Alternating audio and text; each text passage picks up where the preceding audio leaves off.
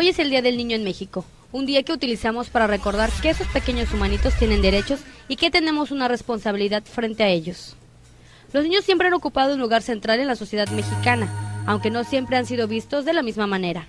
Por ejemplo, en la época prehispánica eran considerados un regalo de los dioses y los llenaban de consejos amorosos y discursos educativos, aunque esto no quitaba que los aztecas, por ejemplo, al ser una sociedad militarizada, fueran muy severos en la educación de sus hijos.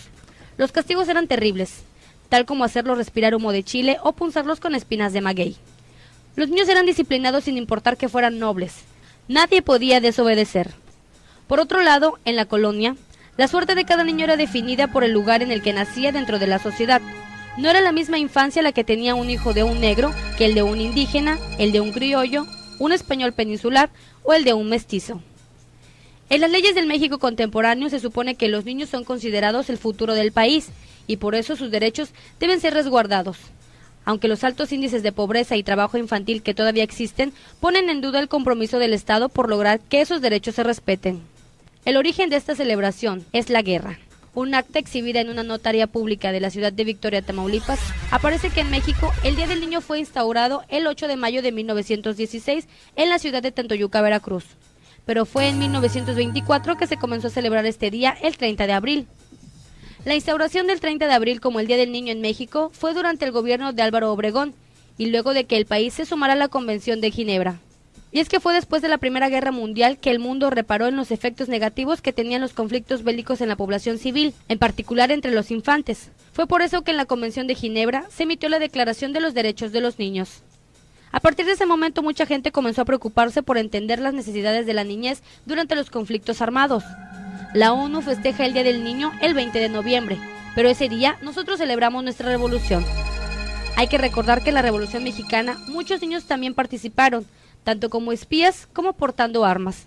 La guerra también dejó marcada a toda una generación de infantes mexicanos. Los niños europeos sufrieron en la Primera Guerra Mundial.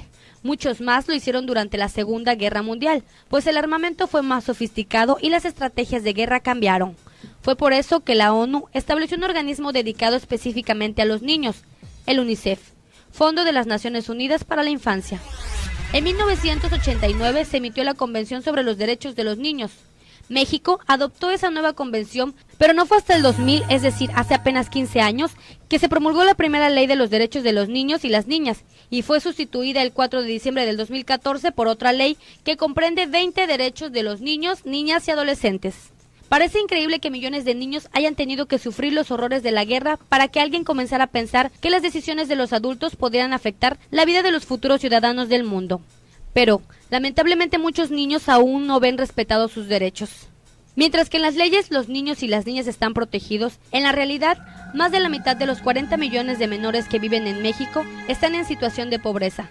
Un documento señala que en el 2012, de los 21.2 millones de niños y niñas y adolescentes, el 53.8% se encontraba en condición de pobreza y 4.7 millones, el 11.9%, en pobreza extrema.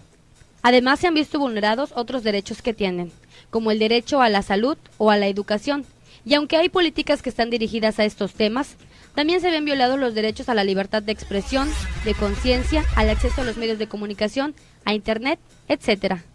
Así que hoy no es el día en que consentimos a nuestros niños por ser niños, es el día en el que los adultos debemos tomar conciencia de los derechos que tienen y que hay un principio que debemos tener presente en todo momento, el interés superior del menor. Eso quiere decir que debemos de pensar siempre en los derechos de la infancia. Por otro lado, la tarea de los adultos actuales es dejarle a los infantes un mundo en el que puedan desarrollar con libertad y de la manera que ellos elijan. Esto tiene que ver tanto en nuestra responsabilidad con el ambiente como con nuestra responsabilidad con las libertades políticas y sociales que les dejamos. Los horrores de la guerra pudieron dar origen a este día, pero es responsabilidad de políticos, empresarios y la sociedad en general que los niños del futuro no vuelvan a ver sus derechos vulnerados. Para Imagen Noticias, Iris Fabiola Román.